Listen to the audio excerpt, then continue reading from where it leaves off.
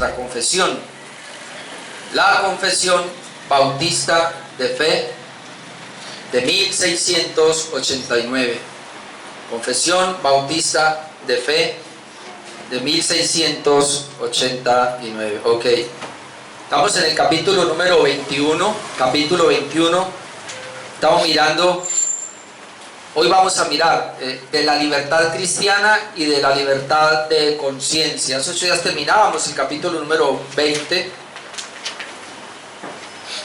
Y recuerde que estamos tomando ahora diferentes tópicos que tienen que ver con nuestra vida cristiana precisamente. Y entonces estamos tratando de mirar cómo la confesión de fe nos va dando ese derrotero de la fe del creyente, la fe que tú y yo debemos tener. Capítulo número 21, los que tienen allí la confesión de fe, mis hermanos, pueden mirarlo. Capítulo número 21. Hoy vamos a ver el párrafo número 1 de esta confesión.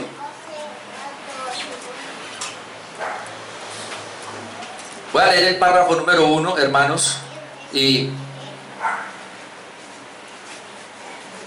luego entramos a mirar. Este capítulo de la libertad cristiana y de la libertad de conciencia tiene 3 párrafos. El primero tiene que ver, hermanos, con la libertad cristiana, que lo vamos a mirar hoy. Luego miraremos la libertad de conciencia, párrafo 2, y párrafo número 3, el abuso que hay de esta libertad. Lamentablemente ese abuso siempre se presenta. Le vamos a mirar hoy. Dice el párrafo número 1, puede ponerle título ahí, la descripción de la libertad cristiana. ¿Cómo nos describe la libertad cristiana? Dice así, párrafo número 1, la libertad que Cristo ha comprado para los creyentes bajo el Evangelio consiste en su libertad de la culpa del pecado, de la ira condenatoria de Dios y de la severidad y maldición de la ley, y en ser librados de este presente siglo malo, de la esclavitud a Satanás y del dominio del pecado, del mal de las aflicciones, del temor y aguijón de la muerte, de la victoria sobre el sepulcro y de la condenación eterna. Y también consiste en su libre acceso a Dios y en rendirle obediencia a Él, no por un temor servil, sino por un amor filial y una mente dispuesta. Todo esto era sustancialmente aplicable también a los creyentes bajo la ley, pero bajo el Nuevo Testamento la libertad de los cristianos se ensancha mucho más porque están libres del yugo de la ley ceremonial a que estaban sujeta a la iglesia judía, y tienen ahora mayor confianza para acercarse al trono de gracia, y tienen una comunicación más plena con el espíritu libre de Dios que ordinariamente tenían los creyentes bajo la ley.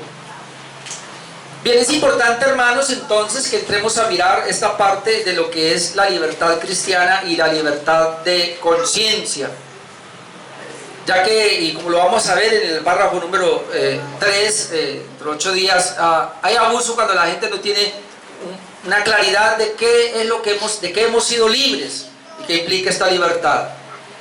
El pastor Sergio Ruiz, él hace este comentario y él dice, en este capítulo se ve la lucha con el dominio que el catolicismo tenía sobre la conciencia de los hombres de la época, y ahí nos referimos a catolicismo romano desde ese tiempo, que subyugaba de alguna manera a la iglesia, y decían aún todavía que realmente la iglesia, en este caso lo que es el episcopado o el papado, gobernaban prácticamente las mentes de las personas.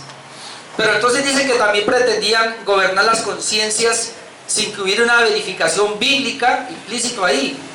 Pero no solo Roma, decía, sino no solo Roma podía hacer esto, sino que también había una conciencia, en este caso, que era manipulada por el comunismo, o digamos por el Estado, o en nuestro tiempo también por el comunismo.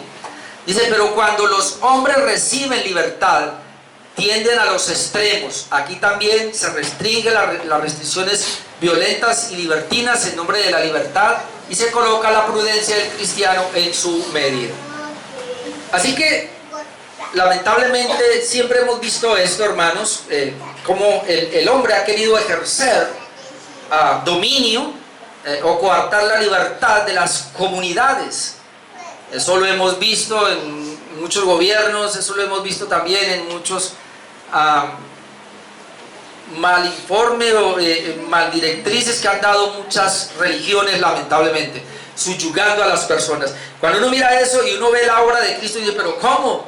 La Biblia dice que el Señor nos llamó a ser libres, y por eso la Biblia nos habla entonces de esta libertad. Y la confesión de fe toca esta parte para que lo tengamos claro. Pero bueno, como aquí hay que ir rápido y la confesión es bien amplia, por lo menos este primer párrafo, entonces yo saqué una lista en las sesiones del 1 al 4 que acabamos de leer. He sacado una lista de 12 cosas de las cuales fuimos libres en Cristo, comenzando por ahí, y luego del libre acceso que tenemos a la presencia de Dios. Voy a leer otra vez donde encontramos las 12. Dice: la libertad que Cristo ha comprado para los creyentes bajo el Evangelio consiste, una libertad que Cristo ha comprado para los creyentes, es decir, la libertad es porque Cristo la compró, pero dice que consiste en su libertad de la culpa del pecado. Ahí hay una, de la ira condenatoria de Dios y de la severidad y maldición de la ley. Ahí hay varias. Y en ser librados de este presente siglo malo, de la esclavitud de Satanás, del dominio del pecado, del mal de las aflicciones, del temor y aguijón a la muerte, de la victoria sobre el sepulcro, de la condenación eterna, y también consiste en su libre acceso a Dios en rendición y obediencia a Él, no por un temor servil, sino por un amor filial y una mente dispuesta. Le voy a mencionar, en ese párrafo encontré 12 cosas. La primera, fuimos libres de la culpa del pecado. Ahora lo vamos a ver en la palabra. Fuimos libres de la ira condenatoria de Dios. Fuimos libres de la severidad y de la maldición de la ley. Fuimos libres de este presente siglo malo. Fuimos libres de la esclavitud de Satanás, libres del dominio del pecado, libres del mal de las aflicciones. Fuimos libres del temor y del aguijón de la muerte. Fuimos libres de la victoria sobre el sepulcro. Fuimos libres de la condenación eterna. Fuimos libres al tener un acceso a la presencia de Dios que antes no se tenía, y libres para obedecer a Dios sin temor alguno. Entonces vamos a mirar, hermanos, los pasajes. Obviamente la confesión nos da varios, pero no alcanzo a ir a todos. Libres de la culpa y del dominio del pecado. Somos libres en Cristo, y recuerde el texto famoso que conoceréis la verdad, Juan 8:32, y la verdad os hará libres. Entonces, el Evangelio, Jesucristo, la palabra de Dios, siempre nos habla de una libertad. Que la idea es que el hombre sea libre, que el hombre no esté esclavizado a nada, en este caso de la creación. Dado que hemos sido libres del pecado y sus consecuencias en este caso, pero para rendirnos solamente al Creador. Y mire cómo la Biblia lo registra. Romanos 6, 12 y 14 nos habla de la libertad de la culpa y del dominio del pecado. Ahora, cuando hablamos de la culpa, nos estamos refiriendo al pecado original. ¿Cuál es el pecado original? Muchos dicen, el pecado original fue el que cometió Adán y Eva. No, ese no es el pecado original. El pecado original es la consecuencia del pecado de Adán y Eva, es decir, la culpa. El pecado original es la culpa a la cual el hombre recibe por haber desobedecido en Adán. Adán pecó, tú y yo pecamos en Adán. Adán fue culpable, nosotros somos culpables entonces también. Entonces, por eso hemos sido libres de la culpa, pero también hemos sido libres del dominio del pecado, hermano. Nosotros no hemos sido libres, y espero que me entiendan bien esta parte, del pecado. Nosotros hemos sido libres del dominio del pecado. Nosotros seremos libres del pecado cuando lleguemos a la glorificación. Ahora somos justificados, tenemos la seguridad de la salvación, pero todavía pecamos, ¿o no? Entonces todavía el pecado está en nosotros, pero nosotros fuimos libres de la culpa, es decir, al ser justificados, fuimos libres de la culpa del pecado, ya no hay condenación para nosotros, pero también fuimos libres del dominio del pecado. Alegres, hermano, porque la Escritura nos dice que tú y yo tenemos dominio sobre el pecado. El pecado ya no puede enseñorearse de nosotros. Dice Romanos 6:12, no reine pues, note, no reine, porque el pecado tiene su reino. Y el pecado reina sobre el impío. Pero aquí dice a los creyentes, no reine pues el pecado en vuestro cuerpo mortal, de modo que lo obedezcáis en sus concupiscencias. El creyente es libre sobre el dominio del pecado, así que el creyente puede dominar el pecado, hermanos. Pero dice, no reine. Ahora, ¿cómo se va a dominar? Ni tampoco presentéis vuestros miembros al pecado como instrumentos de iniquidad. Ahora, míreme lo que le voy a decir, hermano. Cuando tú y yo pecamos es porque tú y yo presentamos nuestros miembros al pecado. No es que yo pequé porque había una fuerza mayor. No es que yo pequé porque la tentación estaba muy fuerte. No, hermano. Tú y yo pecamos porque tú y yo decidimos pecar. Escuche. Cristo nos dio la libertad del dominio del pecado. A ti y a mí nos dio la capacidad para vencer el pecado. El pecado está en nosotros, pero tenemos el dominio sobre el pecado. Cuando tú y yo pecamos es porque tú y yo presentamos los miembros a pecar. Nadie nos obliga, porque tenemos el poder, tenemos el dominio en la nueva vida. Por eso dice, ni tampoco presentéis vuestros miembros al pecado como instrumento de iniquidad. Entonces, ¿qué hay que hacer? Sino presentaos vosotros mismos a Dios como vivos de entre los muertos, y vuestros miembros a Dios como instrumento de justicia. Ahora entendí algo, hermano. ¿Por qué tú y yo pecamos?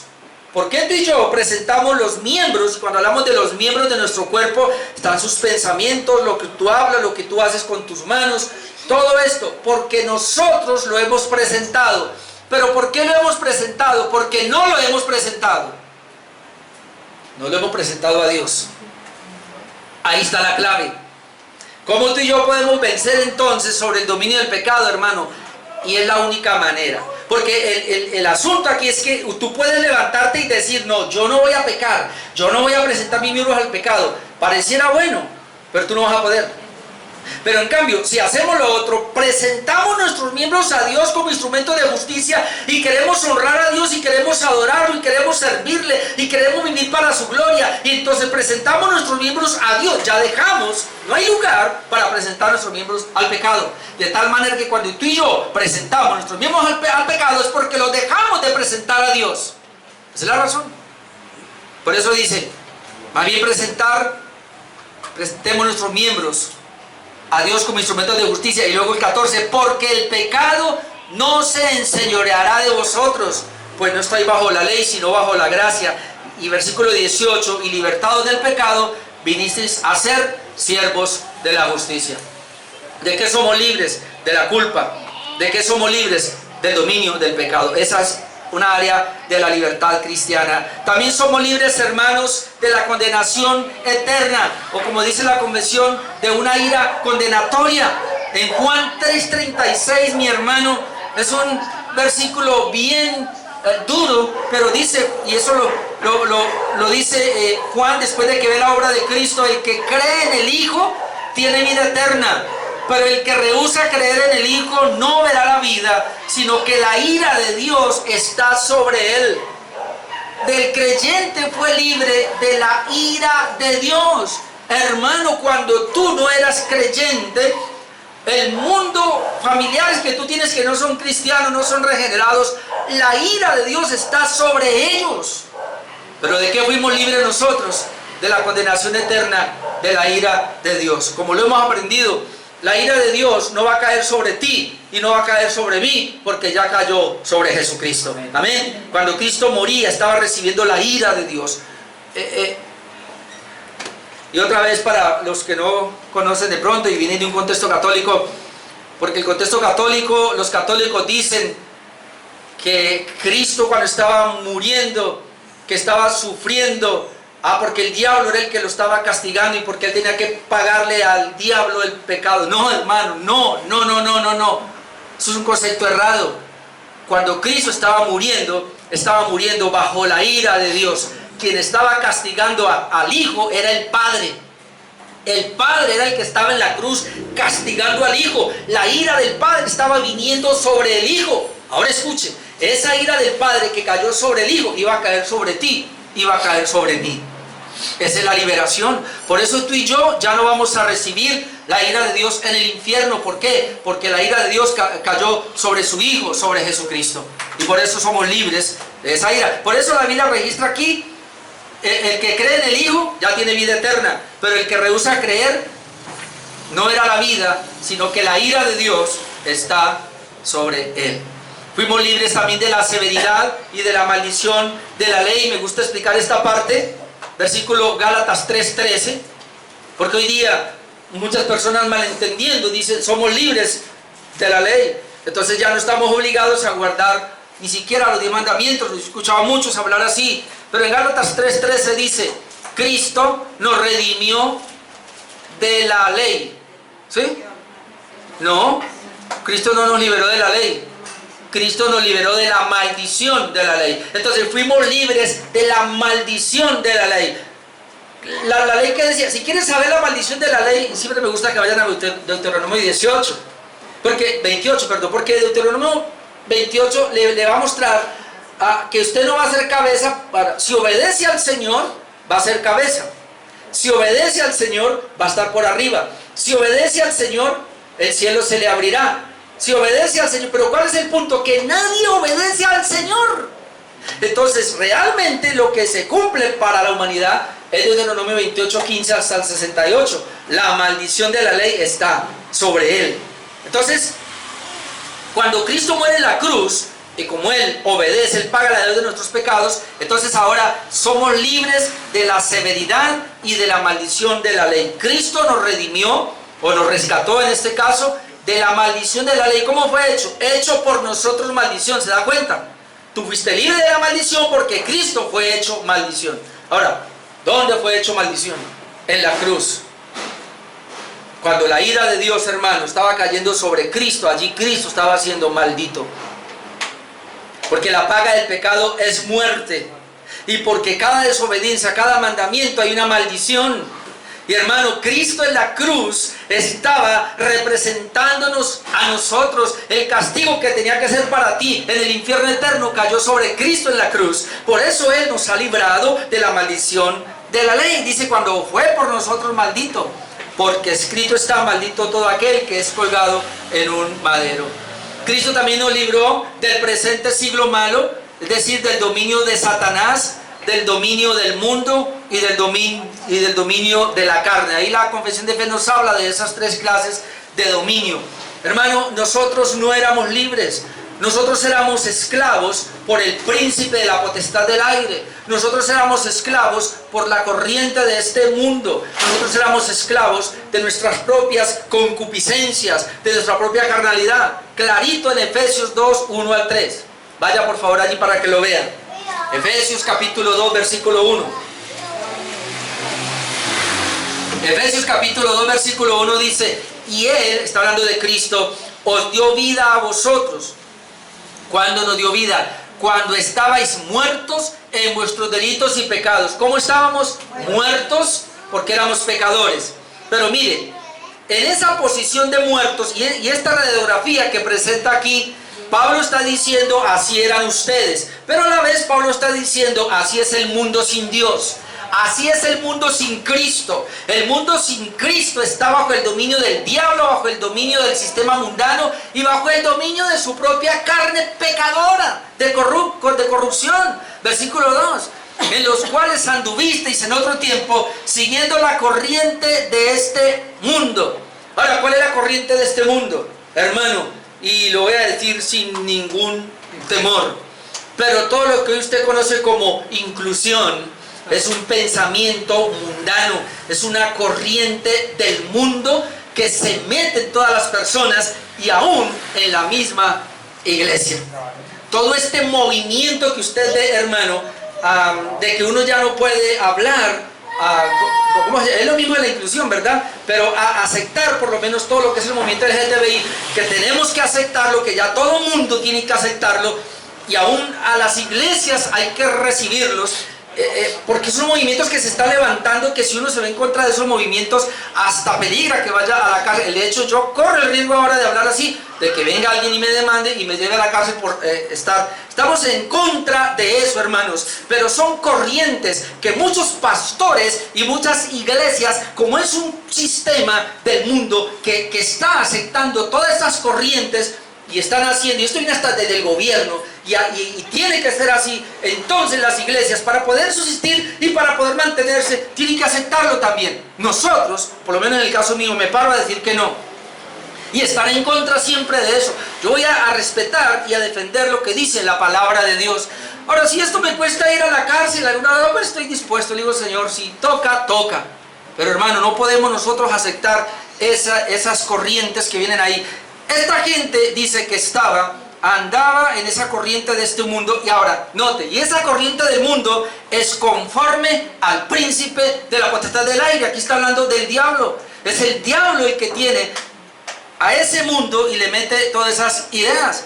El espíritu dice que ahora opera en los hijos de desobediencia. Luego dice, entre los cuales todos nosotros vivimos en otro tiempo, también en los deseos de nuestra carne. Ahí está la carne también, haciendo la voluntad de la carne y de los pensamientos. Y note, y éramos por naturaleza hijos de ira, lo mismo que los demás.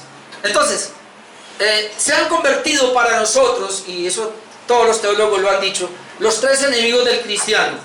Les pregúntele a cualquiera, y lo básico, el ABC del cristianismo. ¿Cuáles son los tres enemigos del cristiano? Le dicen: el mundo, la carne y Satanás. Claro, porque es que esos tres sistemas nos controlaban a nosotros. Ahora, hemos sido libres. La confesión aquí nos está dando la palabra, nos está diciendo: nosotros fuimos libres de esto, hermanos. Así que si somos libres de la corriente del mundo, tú ya no estás obligado a obedecer. Si somos libres del poder de Satanás, no estamos obligados a obedecer. Somos libres también de nuestra naturaleza carnal y pecaminosa. No estamos obligados a obedecer nuestra carnalidad. Fuimos libres también, hermanos, del mal, de las aflicciones.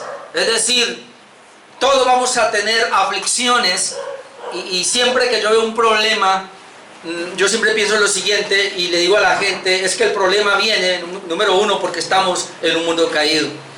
Y por el hecho de estar en un mundo caído, hermano, usted va a tener todo tipo de dolencias, va a tener todo tipo de enfermedades, va a tener todo tipo de ruinas, si es de situaciones difíciles, de problemas, porque estamos en un mundo caído. Por eso, ese pensamiento que se ha levantado a decir que un cristiano está libre de la pobreza, o que un cristiano debe estar libre de la enfermedad, eso, hermano, no es bíblico. Eso le están vendiendo una idea positiva que no tiene nada que ver. Tú eres un hijo de Dios, yo soy un hijo de Dios, tú eres un creyente, pero tú vas a vivir acorde a un mundo caído. Es decir, tú te vas a enfermar. Es decir, si la economía del país se viene abajo, tú vas a estar en lo mismo. Es decir, hermano, si hay una pandemia, pues nos va a tocar. ¿O es que Dios nos va a librar acaso porque somos qué? No, somos seres caídos, estamos en un mundo caído. La gracia de Dios, y oramos para que venga sobre nosotros y nos ayude a salir adelante en medio de un mundo caído. Pero eso no quiere decir que no le va a pasar.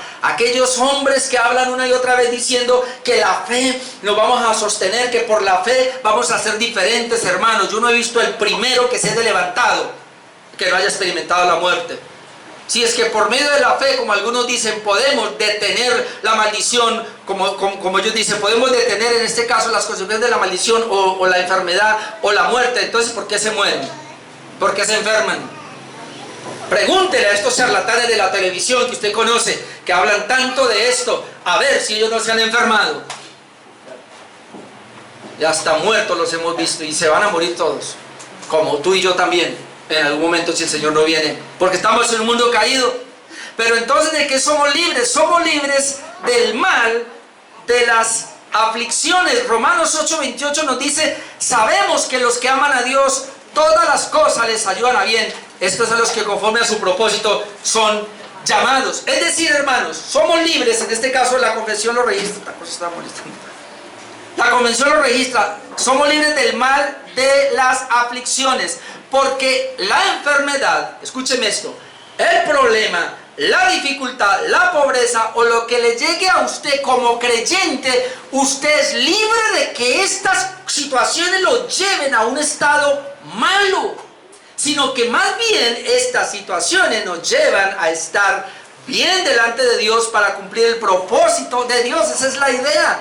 Cuando dice que todas las cosas ayudan a bien a los que aman a Dios, está hablando de los creyentes que a pesar de la dificultad, de la enfermedad, de la pobreza, de cualquier situación que usted tenga, reciba. Nosotros, por ser hijos de Dios, estas cosas van a obrar para los planes de Dios, para los propósitos de Dios, que es la bendición, que es el bien. Tal vez muchas personas quisieran tener, digamos, que no le afecte una dificultad financiera. Pero si Dios le permite a usted una dificultad financiera, es porque Dios quiere llevarlo a una mayor dependencia de Él, o es porque Dios quiere llevarlo a un lugar que de otra manera usted no iría. Y allí usted va a ser de bendición, es decir, todo va a ser usado para el bien que Dios lo ha requerido. Entonces, en ese sentido es que hemos sido libres del mal, de las aflicciones, y más bien todo Dios lo corrobora para bien. ¿O no es así? Todos nosotros aquí, hermanos, hemos pasado por algún momento difícil.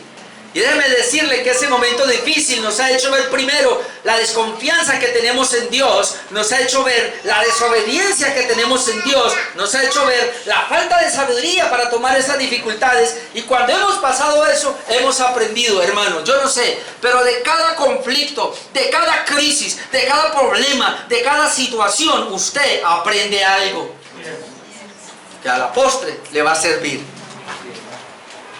Por eso yo le decía ahora rato, bienvenidos a los problemas en la pareja, porque vamos a aprender. Amén. Vamos a aprender. Libre del temor y del aguijón de la muerte. En 1 Corintios 15, porque ese es un temor que todos hemos tenido. Yo he hablado con mi esposa muchas veces y he tenido que aterrizar más de una vez, porque ese es un conflicto que no sé por qué me ha venido, pero a veces cuando me pongo a pensar mucho y digo, bueno, ya antes de 1967, ya les dije cuando nací, ¿dónde estaba yo? Y luego me pongo a pensar, todos los que vivieron antes, hasta esa fecha, cuando yo nací, yo no era nada. Y luego digo, bueno, y cuando yo muera, ¿y ahí para allá qué va a pasar? Que gracias a Dios siempre me aterriza de que tengo vida eterna. Porque usted se pone a mirar y a pensar, usted allá no era nada y aquí muere, y para allá, por lo menos para la humanidad, usted ya no es nada. ¿Qué es lo único que nos define a nosotros? La vida eterna. Porque si no hubiera esperanza de la vida eterna, usted hasta que nació para atrás, usted no supo nada. Y si muere de en adelante no sabrá, es decir, totalmente perdido. Y si usted se pone a pensar en la eternidad, ¿y qué es la eternidad, hermano? A veces yo pienso así.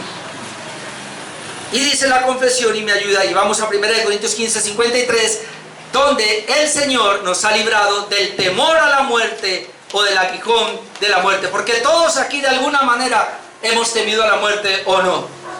Nadie quiere morir. Todos. De alguna manera tenemos temor, no nos queremos morir. Y usted puede sacarle excusa, no es que mi cónyuge, no es que mis hijos, no es que... No, usted no se quiere morir. Usted no se quiere ir de esta tierra, porque está contento y está cómodo aquí, claro. Entonces, cuando una enfermedad corremos alguna medio situación de que va a morir.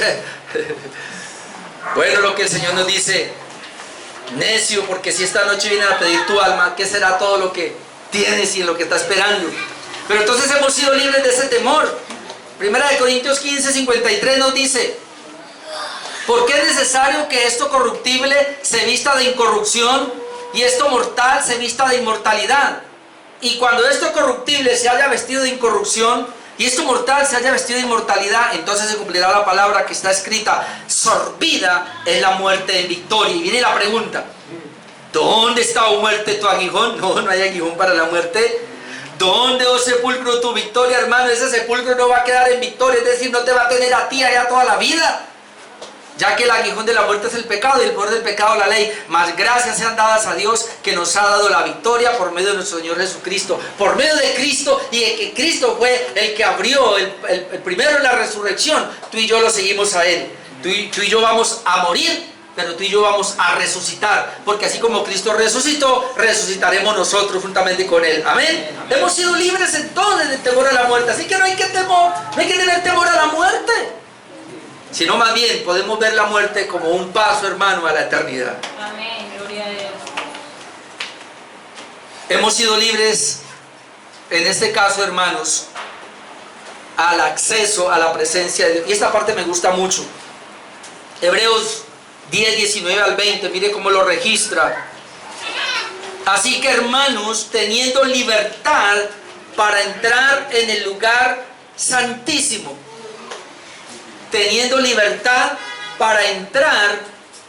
¿Por qué dice teniendo libertad? Porque no había libertad por el pecado, pero dice ahora que ya, hermanos, los creyentes tenemos libertad para entrar en el lugar santísimo, es decir, la presencia de Dios. ¿Pero por qué? Por la sangre de Jesucristo. Luego dice, por el camino nuevo y vivo que Él nos abrió a través del velo, esto es de su carne. Cuando el autor de la epístola a los Hebreos está diciendo que tenemos libertad para entrar a través del velo, tenemos que entender que en el templo de Jerusalén había una cortina que se llamaba el velo y nadie podía entrar al lugar santísimo, nadie. Escasamente una vez al año entraba un sumo sacerdote y entraba con mucho miedo, con mucho temor. De hecho, la historia dice que ellos se ponían unas campanillas. Bueno, la Biblia habla de las campanillas, pero también la historia nos dice que ellos se ponían un lazo y se amarraban un lazo cuando el gran sumo sacerdote una vez al año se purificaba lo más que podía y entraba con el sacrificio que se había llevado y entraba a la presencia, al lugar santísimo con ese temor. Muchos quedaron allá fulminados, no estaban preparados y la presencia de Dios los fulminó y el lazo era para luego alarlos, venga para acá.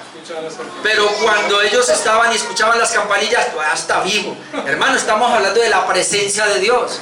Y entonces se movía, está vivo todavía y luego salía.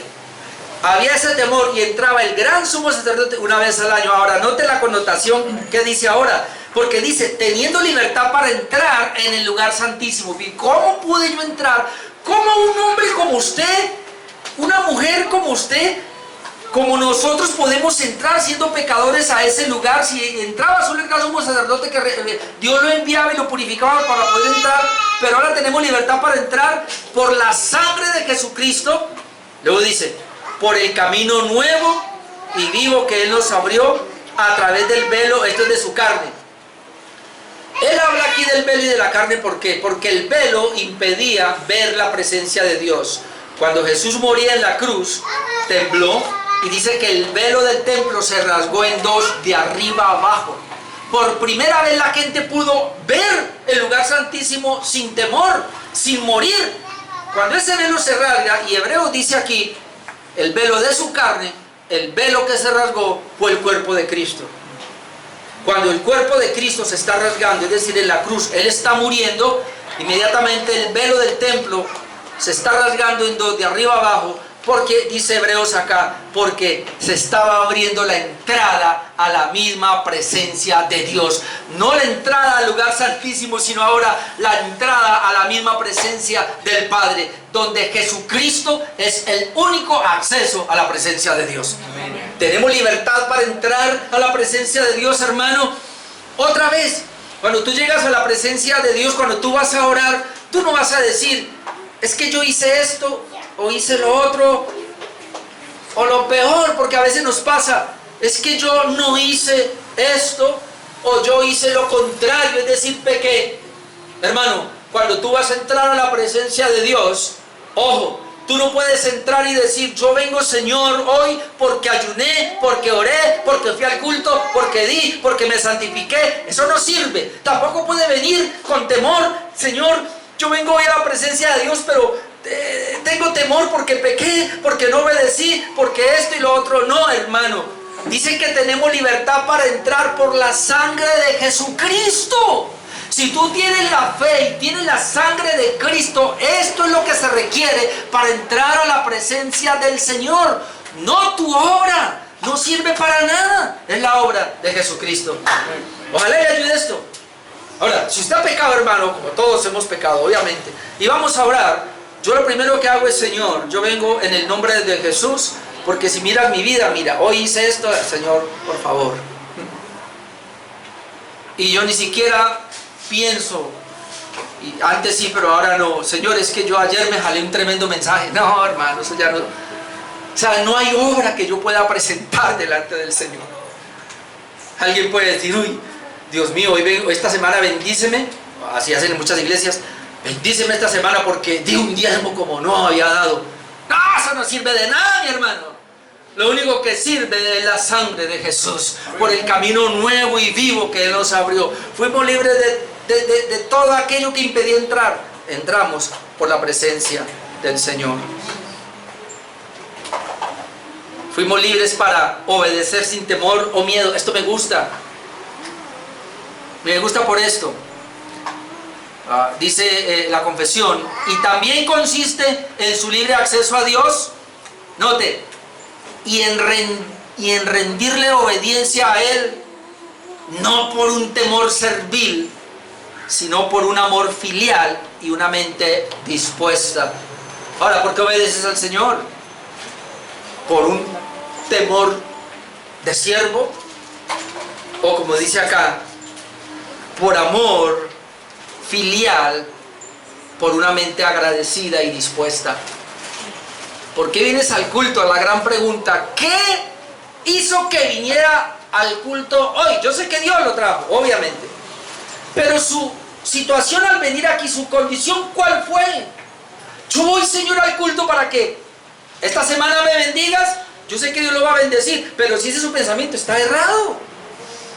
Yo voy al culto, Señor, porque temo a la maldición. No, porque ya fuimos libres de la maldición.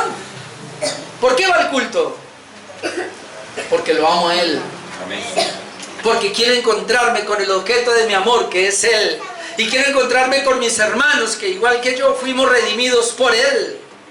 Quiero bendecirle, quiero alabarle. Quizás vas a tener más problemas esta semana. Quizás te despidan del trabajo, quizás no te salgan las cosas que estabas pensando. ¿Qué vas a hacer? Pues entonces hay que aprovechar esas situaciones. Ya vimos para qué, para caer rendidos a sus pies y decirle, Señor, aquí estamos. Hermano, como cantábamos ahora, en las buenas y en las malas, el nombre del Señor debe ser bendecido. Amén. En todo tiempo hay que bendecirle a Él. No servir a Dios por temor. Dice en 1 Juan 4:8, en el amor no hay temor.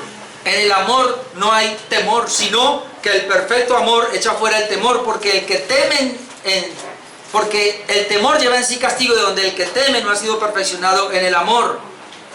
Y Juan 14:21 dice, el que tiene mis mandamientos y los guarda, ese es el que me ama, y el que me ama será amado por mi Padre, y yo le amaré y me manifestaré a Él. Hermano, cualquier mandamiento de Dios, el creyente que ha sido libre del temor, ha sido también libre para obedecer sin miedo y sin temor. Tú no obedeces porque te están obligando a obedecer. Tú obedeces porque el amado te ha librado, porque el Señor te ha dado libertad, y por esa libertad es que tú puedes obedecer los mandamientos del Señor, y lo hace por amor, y lo hace por agradecimiento, jamás por una carga. ¿Por qué vas a orar? Porque te está presionando un problema, y entonces si no hubiera problema, ¿no orarías? No, hermano, nosotros nada nos puede presionar. Fuimos libres para obedecer sin ningún temor. Y las secciones 5 y 6 de este párrafo nos hablan, como nos menciona la misma libertad que tuvieron los antiguos, aunque restringida. Ahora voy a ir por partes en esto. Lo primero es que dice, todo esto era sustancialmente aplicable también a los creyentes bajo la ley. Mencioné 12 libertades en Cristo. La gran pregunta es, ¿y los antiguos tenían esas libertades? Sí, las mismas libertades. Desde Adán hasta Juan el Bautista, que fue el último profeta del Antiguo Testamento, tenían las mismas libertades en sustancia. pero restringidas. Sí, porque la gente siempre le pregunta a uno, ¿y cómo se salvaron los del antiguo pacto? Si el evangelio vino con Cristo, ¿ellos qué pasó? Ellos se salvaron, hermanos, porque también por la misma fe, pero ellos creían en las sombras y en los tipos. Esa es la idea que nos presentan. Dice, todo esto, es decir, todas las bendiciones que ya vimos, era sustancialmente, es decir, en sustancia, era aplicable también a los creyentes bajo la ley.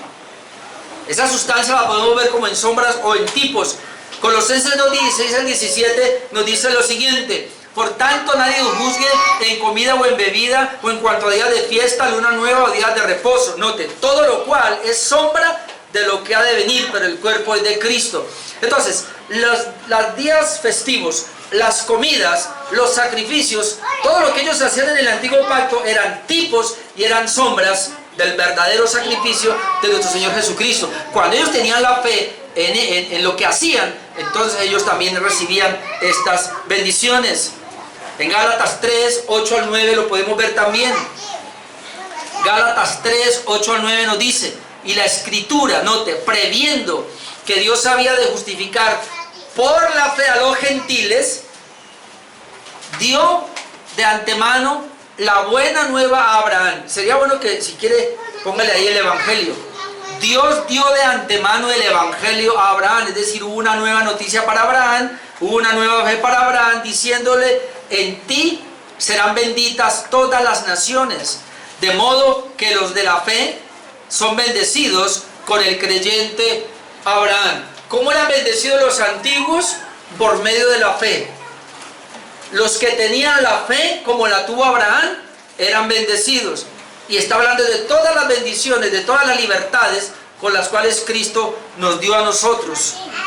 Ahora, un texto bien, y déjeme, yo voy allá porque lo voy a leer todo. Romanos capítulo 4, si quiere vaya allá por favor. Romanos capítulo 4, lo podemos ver también de una manera clara, cómo fueron bendecidos los antiguos. Mucha gente cree que para el antiguo pacto había un medio de salvación y que para el nuevo pacto es otro. No, hermanos, el medio ha sido el mismo, el Evangelio.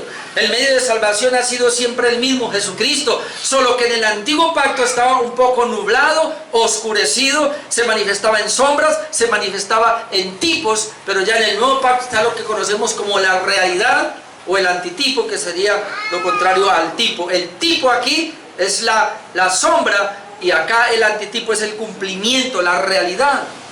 Por eso Romanos 4:1 dice: que pues diremos que halló a Abraham nuestro padre según la carne, porque si Abraham fue justificado por las obras, esto sería de la carne, tiene de qué gloriarse, pero no para con Dios. Abraham podía haberse gloriado si hubiera sido por obras. Porque, ¿qué dice la Escritura? Esto es lo que dice: creyó Abraham a Dios y le fue contado por justicia. ¿Cómo fue salvo Abraham? Creyendo, por la fe. Y esa fe de Abraham le fue contada por justicia. Ahora sigue diciendo: pero al que obra no se le cuenta el salario como gracia, sino como deuda. Mas al que no obra, este es Abraham, sino cree en aquel que justifica al impío, su fe le es contada por justicia. Y apunta al que no obra si no cree. Lo mismo, Abraham, pero también al que no obra si no cree, su fe le es contada por justicia. Y luego dice el 6: como también David habla de la bienaventuranza del hombre a quien Dios atribuye justicia sin obras. Dios atribuye justicia sin obras. ¿Quién dijo esto? Lo dijo David en el antiguo pacto. Dios en el antiguo pacto atribuyó justicia sin obras, solamente usando la fe, por medio de la fe. Sigue diciendo, versículo 6: como también a David habla de la bienaventuranza del hombre a quien Dios atribuye justicia sin obras, diciendo: bienaventurados aquellos cuyas iniquidades son perdonadas y cuyos pecados son cubiertos. Para los antiguos también los pecados le fueron cubiertos, las iniquidades le fueron perdonadas. Versículo 8: bienaventurado el varón a quien el Señor no inculpa de pecado, el Señor no culpó tampoco de pecado. Luego dice: es pues esta bienaventuranza solamente para los de la circuncisión, es decir, para los judíos, o también para los de la incircuncisión, es decir, para los gentiles, porque decimos que a Abraham le fue contada la fe por justicia. Ahora pregunta, ¿cómo pues le fue contada? ¿Estando en la circuncisión o en la incircuncisión? No en la circuncisión, sino en la incircuncisión. Esto es muy importante, porque la gente creía que el pueblo bendecido era el que había sido circuncidado, pero ocurre que el pueblo de Israel comenzó con Abraham, y Abraham era un impío, y Abraham era un incircunciso, y Abraham fue circuncidado en Génesis 17, pero Abraham fue justificado, la promesa en Génesis 12, pero fue justificado en Génesis 15.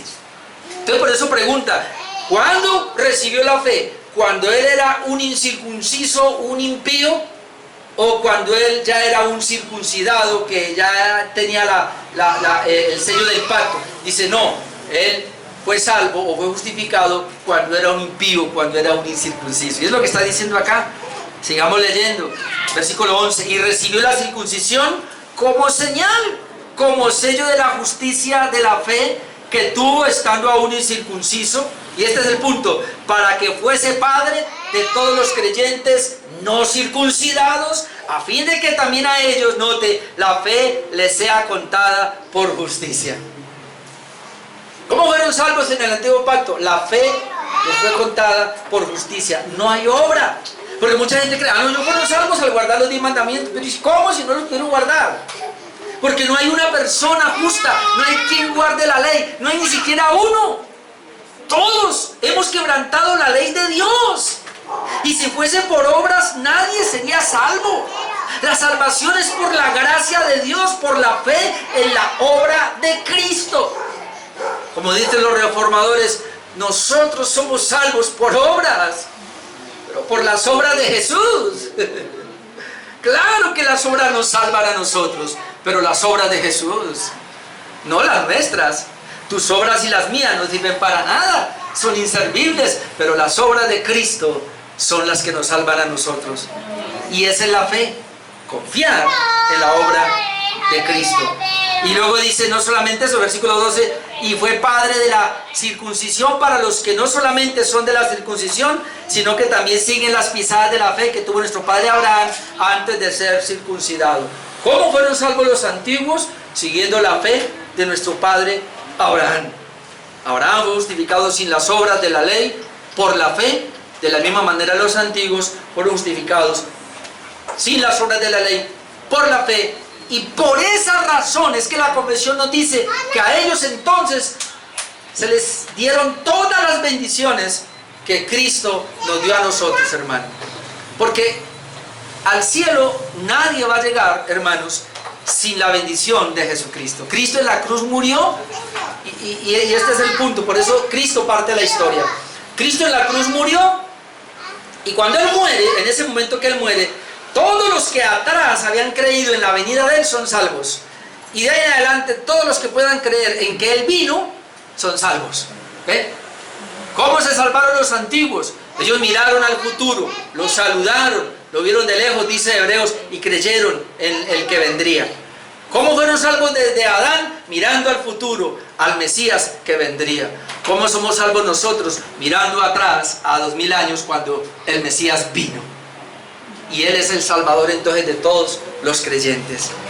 Al ser salvo de todos los creyentes, obviamente entonces las bendiciones de Cristo vienen a nosotros, y esa es la libertad entonces. Los creyentes del Antiguo Testamento, entonces, los creyentes del Nuevo Testamento, su libertad es mucho más plena por el cumplimiento, y ahora la confesión nos va a decir eso. Si bien es cierto que los del Antiguo Testamento fueron salvos por las sombras y los tipos, los del Nuevo Testamento somos salvos con una mayor amplitud. Y eso es lo que dice la confesión ahora, lo leo. Pero bajo el Nuevo Testamento, la libertad de los cristianos se ensancha mucho más. Ahora, ¿fueron libres en el Antiguo Testamento? Sí, pero había restricción. Los del Nuevo Testamento, la libertad se nos ensancha mucho más, dice la confesión. Porque están libres del yugo de la ley ceremonial a que estaban sujeta a la iglesia judía. Es decir, ellos fueron salvos, pero ellos estaban sujetos bajo un yugo de ceremonias. Ellos tenían que llevar el cordero, tenían que sacrificar el cordero y ponían la fe de que ese cordero tipificaba al que vendría. Tú y yo somos libres de esas ceremonias. Entonces imagina aquí viniendo a traer, cada uno tenía que tener un cordero acá para poder, y yo no el sumo sacerdote, el sacerdote recibiendo el cordero de ustedes porque pecaron esta semana y tienen que traer un cordero. Oh, el Señor nos libró de todo eso. Oh, era así que pues usted ponerse así, una familia no mentira. No fue por eso, pero es que, bueno, después hablamos de eso. Dice, la libertad de los cristianos se ensancha mucho más porque están libres del yugo de la ley ceremonial a que estaba sujeta la iglesia judía. Y note, y tienen ahora mayor confianza para acercarse al trono de gracia. Ya, pero ¿por qué? ¿Cómo así que nosotros tenemos mayor confianza? Hermanos, ellos lo hacían en una sombra. Ellos llevaban el cordero, obviamente tenían que tener fe y lo veían, pero estaban en debilidad porque no había una realidad. Tú y yo tenemos la realidad de que Jesucristo vino y nos dejaron los evangelios, tenemos todo el Nuevo Testamento y cuando tú comienzas a leer te das cuenta de que eso fue una realidad, es decir, se nos amplió. Alguien va a decir por ahí, tenemos el Espíritu Santo, espere que vamos para allá. Y tienen una comunicación más plena con el Espíritu libre de Dios. Nosotros tenemos una comunicación más plena con el Espíritu Santo, porque se prometió que iba a estar derramado y fue derramado sobre toda carne. Ahora la gran pregunta es, ¿los antiguos no tenían el Espíritu Santo? Algunos dicen, sí, claro, Él venía sobre ellos, sobre los reyes, sacerdotes, los profetas, pero no sobre todos. Si eran creyentes verdaderos, tenían el Espíritu Santo en sus vidas. Porque el mismo Espíritu era el que los convencía para que pudieran creer. Obviamente hubo muchos falsos en el Antiguo Pacto. Oscuro sí, el Espíritu Santo no se dio a conocer a plenitud, de hecho ni lo conocían muy bien. El Dios Trino no se dio a conocer en el Antiguo Pacto. A Jesús se le veía en sombras, en tipos, pero en el Nuevo Testamento, hermano, tenemos la claridad, porque en el Nuevo Testamento Jesucristo es real, vemos al Padre real, porque Cristo lo refleja, y vemos la obra del Espíritu Santo de una magnitud que en el Antiguo Pacto no lo podían ver. Es decir, la plenitud, en este caso del Dios Trino, se manifestó en el Nuevo Testamento, y para ti y para mí es claro, para los antiguos no fue tan claro. Por eso usted no encuentra así la doctrina de la Trinidad clara en el Antiguo Testamento y no lo profesan como nosotros hoy día. Pero eso no quiere decir que ellos no tenían, en este caso, al Espíritu Santo. Dice, lo tenían y tienen una comunicación, está hablando más plena, con el Espíritu libre de Dios, más plena. Es decir, ellos la tenían plena, pero nosotros la teníamos más plena que ordinariamente tenían los creyentes del Antiguo Testamento. Ahora, los pasajes acá.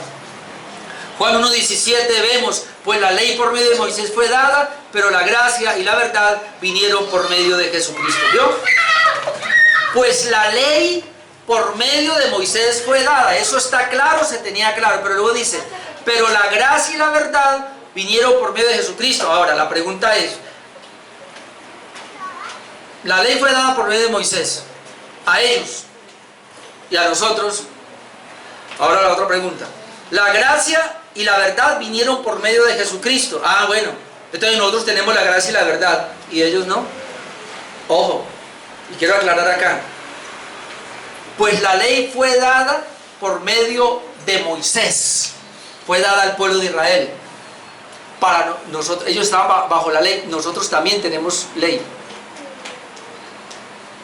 La gracia y la verdad vinieron por medio de Jesucristo. Ellos no tenían la gracia y la verdad. Claro que la tenían, pero oscura.